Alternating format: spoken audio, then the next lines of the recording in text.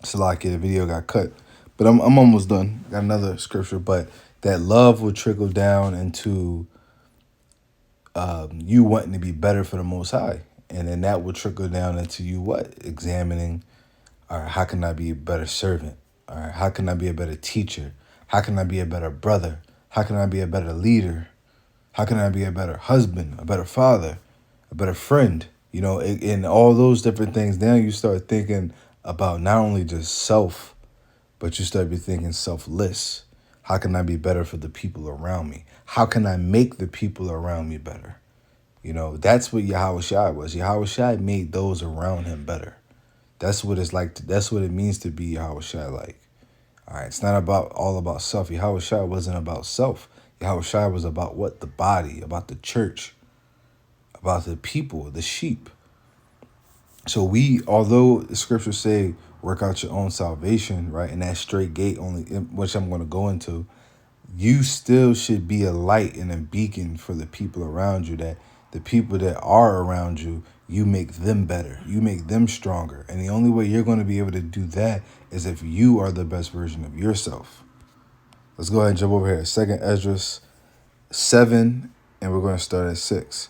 There's also another thing. A city is builded and set up upon a broad field and is full of all good things. The entrance thereof is narrow and is set in a dangerous place to fall, like as if there was a fire on the right hand and on the left a deep water, right? A straight gate, And that city that's set before it is what? The kingdom of heaven and all the things that come with it. I always like to say that the true inheritance is the spiritual bodies.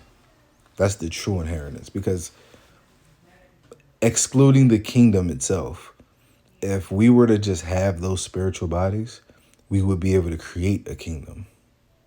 We would be able to create our own kingdom. You know what I mean? Because with those new bodies, you have the knowledge of all, not the knowledge of this world, the knowledge of all. You know, you'll be able to create, you'll be able to cultivate, there's nothing that you don't know. You'll be immortal, and not just immortal, meaning like you can't die, but you'll be indestructible. You cannot be harmed. You cannot be damaged. You will not be able to sin, because your body and your mind and your spirit will be programmed not to sin. It will only be programmed to do righteousness. So in the moment a thought of sin even comes anywhere near your brain or spirit, whatever, it's going to be eradicated before it can even become a thought. All right. So that's the inheritance, and then everything that comes with that. It says, verse 8, and only one path between them both, even between the fire and the water, so small that only one man go there at once. Right. That's the path is small, meaning you can only go down that path yourself. All right. Nobody can drag you along. Nobody can push you along. It's your walk and your walk only. It's your fight and your fight only. Those around you can encourage you. They can lift you up. They can help you spiritually, and sometimes physically, but eventually it's going to come to a point where it always comes down to the simple point that it's your walk, because there are men in this truth and brothers, I should say, that I have poured my spirit onto. I've tried and I've helped and I've done this and I've, for months and even years and then the brother just can't, stay grounded. And then eventually, if they haven't already, going back into the world. But you see them slipping in and out. They're fading in and out, fading in and out. That's just a means to an end. If you're fading in and out of this truth, it's likely that you're not going to be in this truth. It's just that simple. You can be in this truth and you can be, everybody has their own perspective, right? Subjective, right? You can be, even I would say, even it's calling somebody lukewarm is still subjective in my opinion, because what you consider lukewarm might not be lukewarm to somebody. To them, how they move and what their life entails, they may be on fire in the eyes of the Lord. So like I said, even being lukewarm and being on fire is subjective.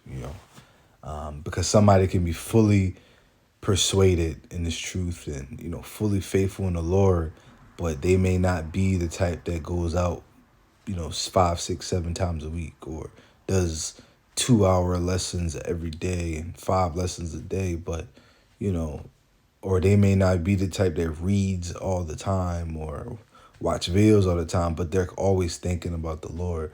They're always, you know, making decisions based on what's right and what's wrong. They're always thinking about the kingdom. They're always thinking about what's next, what's the better to come.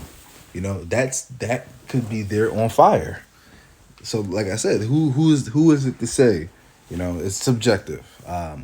But like I said, that's why I said it brings me back to my point that it ultimately trickles down to you are in this walk alone.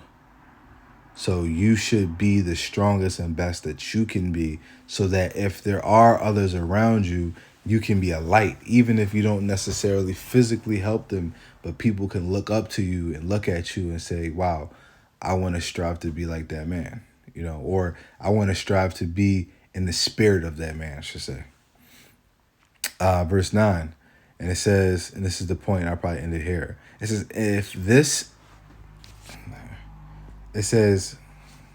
if this city now were given unto a man for an inheritance, if he never shall pass the danger set before it, how shall he receive this inheritance? Exactly. So how are you going to receive this inheritance if you can't even overcome the obstacles that the Most High has brought forth to you? If you can't overcome a little money problems, if you can't overcome a little relationship problems, little physical health problems, if you don't have the spirit to endure and even not even just endure. Sometimes it comes down to you actually taking action and getting yourself out of the situation. Sometimes the Lord will put you in a situation for you to get out of it.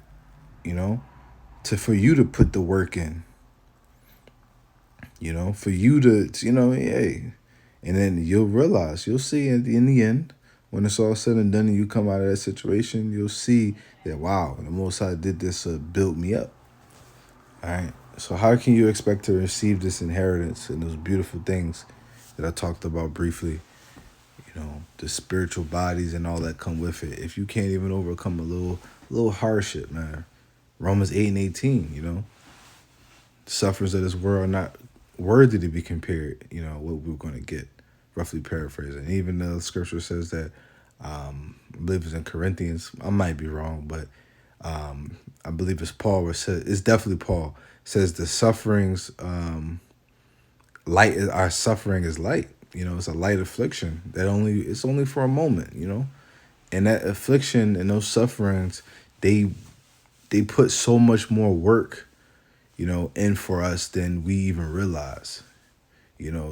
Those sufferings do so much for us that it's nothing. It's like giving somebody $1 in exchange for wealth.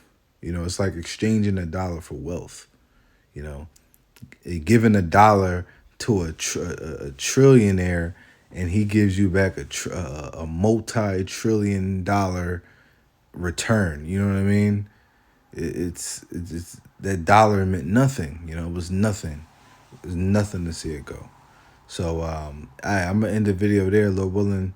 You edified. You sheep were edified. Till next time.